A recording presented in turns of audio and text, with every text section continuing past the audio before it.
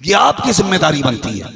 दुनिया बंद करना चाहती है, आप इन इदारों को इतने बढ़ा दो कि इन इदारों के जरिए हर घर के अंदर कुरान के कारी पैदा होने चाहिए। करेंगे इंशाअल्लाह, करेंगे मदरसों का। बोल रहे हैं ना सारे लोग, ये क्या ज़कात उल्टी लेने आए तो ना बोले। करेंगे मदरसों की इमदाद इंशाअल्लाह, मदरसों के साथ खुलूस के साथ जुड़े रहेंगे। इन मदरसों की बेपनाह कुर्बानियां हैं। आप देखिएगा, अगर सरों पे टोपियां सलामत है ना तो मदरसों की देन है, चेहरों पे दाढ़ियां सलामत है ना तो मदरसों की वजह से है। आज अगर बेटा बाप का एहतराम कर रहा है ना तो मदरसों की वजह है। अगर बेटा माँ के सामने नहीं बोल रहा है तो मदरसे की वजह है। अगर ये मदरसे बंद हो गए ना फिर ईमान की रूह हमारे सीनों से खत्म हो जाएगी और फिर जैसा चाहेंगे वैसे तोड़ के रख दिया जाएगा। अपने इन मदरसों को मजबूत रखो ताकि इनके आंगन से हर साल हमें इतने बच्चे मिलते रहे ताकि जिस गली से गुजरे उस गली से हमें कुरान की तिलावत की आवाज आनी चाहिए। इसलिए मदरसों से प्यार करो, मदरसों से वफा करो, मदरसों से मोहब्बत करो। और मैं इन मदरसों को बंद करने वालों को एक जहन देना चाहता हूँ। पूरी जमीन की आप तारीख पढ़ लीजिए, हिंदुस्तान के अंदर मदरसे ही वो जगहें हैं जिन्होंने मुल्क की आजादी के शेर अता किए थे। सबसे पहले आजादी के लिए आवाज उठाने वाले जो लोग थे वो स्कूल और मदरसों के पढ़ने वाले लोग थे और उनमें सरे फहरिस्त नाम मदरसे वाले लोगों का आता है।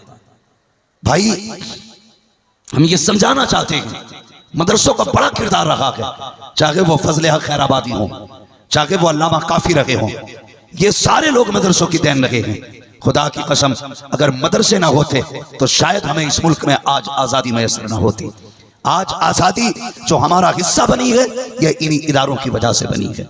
और इदारे, मैं मुबारकबाद पेश करता हूँ उन तमाम तलबा को जो मदरसों में वक्त गुजारते हैं।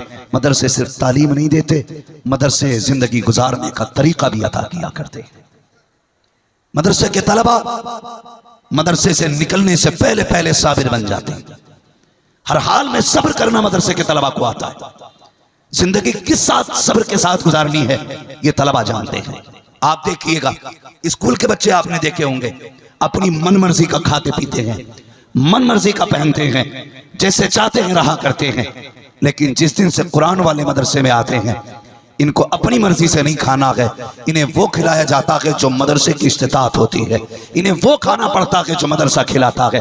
कभी अपनी ख्वाहिश को परवान नहीं चढ़ाते। अल्लाह अकबर, जो सब्र 70 साल की उम्र के लोगों को आता है वो सब्र तलबा को 15 साल में मदरसे दे दिया करते हैं। खुदा की कसम नफ्स को मारना मदरसों के अंदर सिखाया जाता है। जाकर के आप देखिए, यूनिवर्सिटी के तलबा लाखों रुपए लगा करके पिकनिक पे भी जाया करते हैं, घूमा भी करते हैं, बाजार भी जाते हैं, मगर ये कुरान वाले लोग हैं अगर इनको फुर्सत भी मिल जाए कभी तमाशे में नहीं जाते। कहते हैं नहीं यार हम कुरान वाले हैं, अगर तमाशे में गए लोग क्या कहेंगे, अगर मेलों में गए लोग क्या कहेंगे, ये इनको हया मार देती है। खुदा की कसम ये बचपन से नफ्स को मारते हैं, ये थोड़े पे कनात करते हैं। लोग कहते हैं मौलवी थोड़े पे कैसे जी लेता है, तू नहीं जानता है। अरे जो साबिर हो जाता है खुदा उसका हो जाता है, और खुदा जिसका हो जाता है सुकून उसका हो जाता है।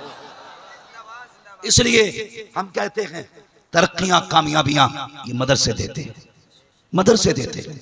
और तलबा से इतनी गुजारिश है, बस थोड़ी सी गुजारिश आपसे, उस्ताद का अदब करना है। हर शख्स को कामयाबी नहीं मिलती है।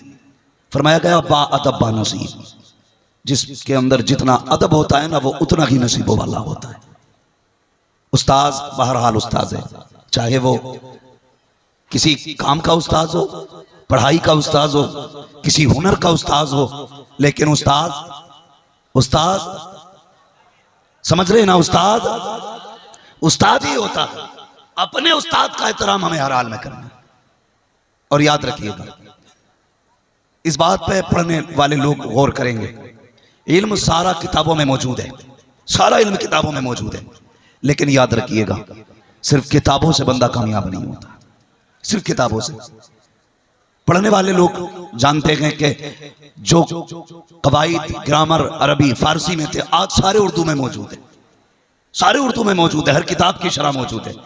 लेकिन मुझे तजर्बा है जो सबक दरसगाह का छूट गया था आज तक वो मजबूत याद नहीं हुआ है। आज तक दरसगाह का छूटा हुआ सबक मजबूती से याद नहीं हुआ। भले की शरह मौजूद है, ट्रांसलेशन मौजूद है। जो दरसगाह का छोटा सबक था, आज भी किताब अगर कोई दरसी खोले तो पता लग जाता है कि ये सबक ऐसा है जो हमने दरसगाह में नहीं पढ़ा था। वजह क्या है? वजह यह है कि इल्म अपनी जगह है, बरकतें अपनी जगह हुआ करती हैं। जो सबक उस्ताद से सीखा जाता है वो बंदे को कामयाब करता है। और कभी ऐसा भी होता है कि पढ़ाई सब कुछ नहीं होती।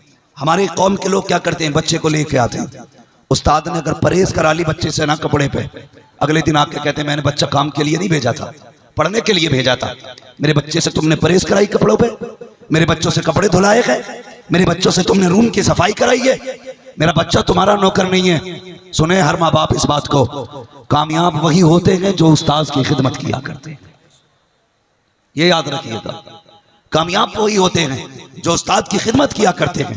तारीख में एक बहुत बड़ा नाम, और बहुत दूर का नहीं बहुत करीब का नाम है, बहुत करीब का नाम, अल्लामा मुफ्ती अहमद यार खान नईमी रहमतुल्लाह तआला अलैह, बहुत काबिल तरीन शख्सियत। और हुजूर के ऐसे आशिक, जब तफसीर लिखने का इरादा किया तो नियत की थी कि तफसीर का आगाज मैं हुजूर के मदीने में करूंगा। ये अच्छे लोग अच्छी नियत अच्छी जगह की किया करते। जब मदीना शरीफ गए तो सोचा तफसीर के लिए कलम की जरूरत है, मार्केट खरीदने चले गए। जब खरीदने के लिए गए, जो कलम आपको अच्छा लगा ना तो उसकी कीमत पूछी, बड़ा महंगा था, चुपचाप आ गए। जैसी हाजिर हुए हुजूर की बारगाह में, रात को बैठे इबादत के लिए, इधर आंख लगी, खुदा की कसम हुजूर ने करम फरमाया। जैसे ही वक्त गुजरा थोड़ा सा, तो जिस कलम को छोड़ के आए थे ना, उस दुकान वाले ने कंधे पे हाथ रख के कहा, कहने लगे आपको ये कलम पसंद है ना, ये आप ले लीजिए। कहने लगे मेरे पास पैसे नहीं है। उसने कहा मैं बेचने नहीं आया। कहा फिर? कहा इसकी कीमत मदीने वाले मुस्तफ़ा ने अदा फरमा दी है। कहा कैसे? कहा आप तो चले आए ना, मेरी आंख लगी, ख्वाब में हुजूर तशरीफ लाए थे। फरमाने लगे मेरा अहमद यार कहाँ बैठा है, उसे तफसीर लिखनी है, ये कलम अच्छा लग गया है, जा ये कलम मेरी तरफ से उसको जाके तोहफे में पेश कर देना।